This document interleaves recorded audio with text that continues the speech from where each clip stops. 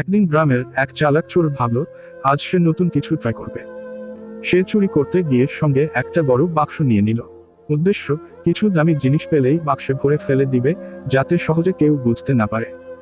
রাতে এক ধনী ব্যবসায়ীর বাড়িতে ঢুকে চোর দেখল বাড়ির সবাই গভীর ঘুমে। আলমারির লকার খুলে সে বেশ কিছু টাকা পয়সা পেল। ভাবল এইবার নিরাপদে চলে গেলেই হলো।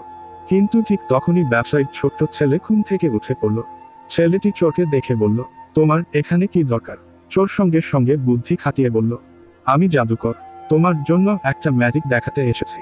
ছেলেটি খুশি হয়ে বলল, ওয়াও, কি ম্যাজিক?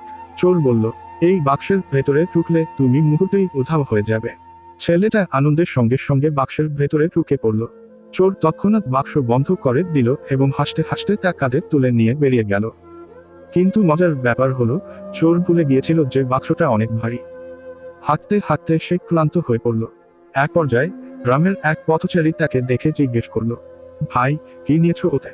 চোর জবাব দিল, ও কিছু না, পুরনো জিনিস। ঠিক তখনই বাক্সের ভেতর থেকে ছোট্ট ছেলেটি চিৎকার করে উঠল, হ্যাঁ, আমি একদম নতুন, আমাকে নিয়ে যাচ্ছ কেন? এই কথা শুনে আশেপাশের সবাই ছুটে এলো। চোরের বুদ্ধি এবার সত্যিই খাটো হয়ে গেল। পুলিশ এসে তাকে ধরে নিয়ে গেল, আর ছেলেটা বাড়িতে ফিরে গিয়ে গল্প করতে লাগলো কিভাবে সে একটা চোরকে বোকা বানিয়েছে। শিক্ষা, বেশি চালাকি করতে গেলে নিজেরই বিপদ হয়।